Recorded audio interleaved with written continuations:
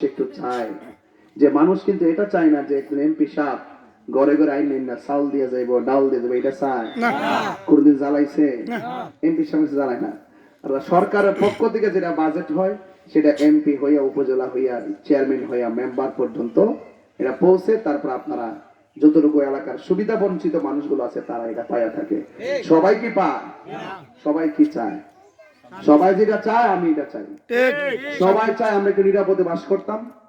সবাই চায় আমরা রাস্তাঘাটটা দিয়া ভাঙ্গা ভুঙ্গা এই যে জ্বরার জন্য অসুস্থ হয়ে ডেলিভারি হইলে আমি রেমা চা বাগানে গেছি বাচ্চু ভাই, ওই যে রেমা চা বাগানে যাওয়ার পরে মানুষ সবগুলার মানুষ একটাই কথা কয়ে ডেলিভারি খেয়েছে, বহুত মহিলা মারা যায় রাস্তার কারণে। বাস্তব আমি এটা ধীরে ধারণ করে নিলাম। এই জন্য বাচ্চু ভাই বলছিলেন চাইতে হবে না। আপনার এলাকার মানুষ তো আমার কলিজার মানুষ, আনখোলার মানুষ। আপনারা সবকিছু ছাইরা দিয়া নির্বাচনের জন্য আপনারা যেভাবে খাটতেছেন আমি অন্তর দিয়ে বইলা দিয়া যায় আমার কাছে কিছু কম লাগতো না। আল্লাহ যদি আমারে কবুল করে, আপনাদের সার্বিক সহযোগিতার সমর্থনে যদি আল্লাহ আমারে কবুল করে, তাহলে আমি কইয়া দিয়া যাই আমার কাছে চাওয়া লাগতো না। আমি গুইরা গুইরা গুইরা গুইরা আপনাদের খবর নিব ইনশাআল্লাহ, আপনাদের খবর নিব এবং আপনাদের চাহিদা পূরণ করার জন্য আমি সর্বোচ্চ ভাবে আমি চেষ্টা করব এবং বাস্তবায়ন করব। শুধু মুখে বলবো না, আমি বাস্তবায়ন করব। বাস্তবায়ন করার পর আপনাদেরকে বলবো পাইছিনি, এইবার যেন বলতে পারি আমার ওই মন মানসিকতা আছে। ওয়াল্লাহি লিল্লাহি ওয়া লিরাসূল, এক টাকা আমার পকেটে নেওয়ার ধান্দা আমার নাই। আমি চাই জনগণের টাকা, জনগণের সম্পদ, জনগণের দাবি, জনগণের চাহিদা সবগুলো পূরণ করা, এটা আমার ইমানি দায়িত্ব।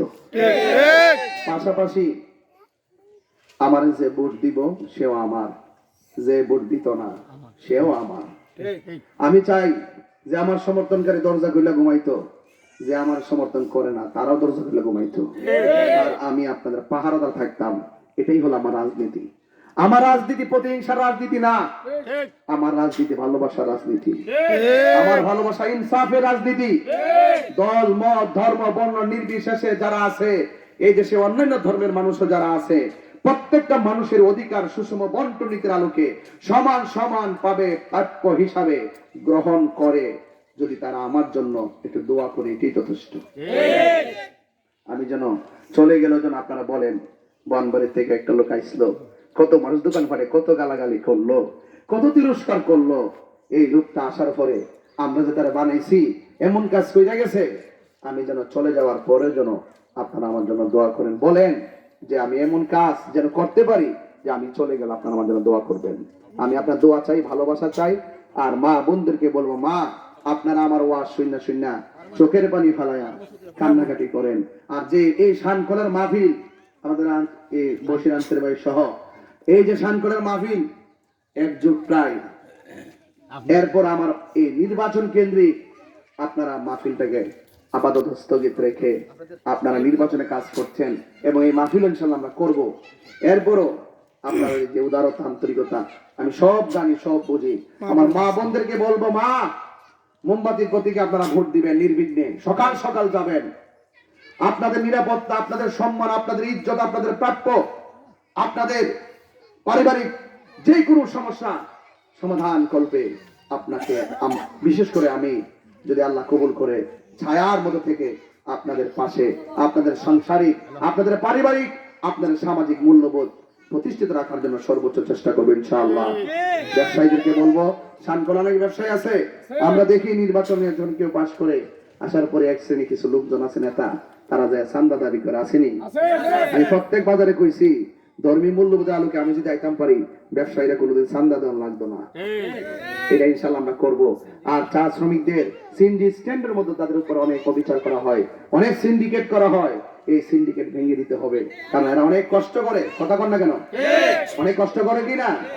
এই জন্য এই চাঁদাবাজ দুর্নীতি এগুলো বন্ধ করতে হবে এবং পাশাপাশি আমাদের মাজার, আমাদের খানকা, আমাদের এবং যারা অন্যান্য ধর্মে যারা আছেন মন্দির, সবাই যেন যার যার ধর্ম শান্তিপ্রিয়ভাবে পালন করে, এটাই হলো ইনসাফের রাজনীতি। কথা বলেন ঠিক কিনা? আর চা শ্রমিকরা যেভাবে কষ্ট ক্লেশ করতেছে, চা শ্রমিকদের জন্য নির্বাচন আসলে বড় বড় লেকচার দেয়, কিন্তু নির্বাচন গেলে আর তাদের খবর কেউ লয় না। এদেরকে চিরস্থায়ী সমস্যা সমাধান করতে হবে, চিরস্থায়ী, যেন আর কখনো তাদের এই সমস্যাটা না থাকে। যেমন যেই টাকা 178 টাকা দৈনিক দেয়, আবার শুনি যে 1 কেজি কম উঠলে আবার 1 কেজি টিয়াও কমাই দেয়। এগুলা ঠিক না। এগুলো মানুষ তাদের কাছ থেকে ভোট নেয়, কিন্তু রাষ্ট্রতন্ত্রের কাছে তাদের কষ্টের কথা তুলে ধরে না। এই জন্য আমি তাদের কষ্টের কথা তুলে ধরবো, মেহনতি মানুষের পক্ষে থাকবো। আল্লাহ পাক যেন আমাদের সকলকে সমাজের করে সমাজের কল্যাণে যেন হকের বার্তা এবং সমাজের কল্যাণে উন্নয়নে শিক্ষা, চিকিৎসা, স্বাস্থ্য এবং অবকাঠামো উন্নয়ন যেন আমরা করতে পারি।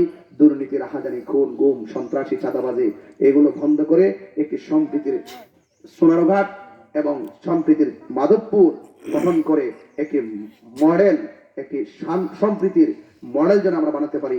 এই হবিগঞ্জ 4 আসনকে আমার হাতকে আপনারা শক্তিশালী করবেন আপনাদের ব্যালটের মাধ্যমে। আপনারা একটু দয়া করে বাড়িঘরের সকলকে বলবেন এবং আমার পক্ষে দয়া করে একটু কষ্ট করে, যেভাবে কষ্ট করছেন এটা চলমান রাখবেন। আরেকটা কথা বলি, আমার কাছে সুনির্দিষ্ট কিছু বিষয় দিয়ে আসছে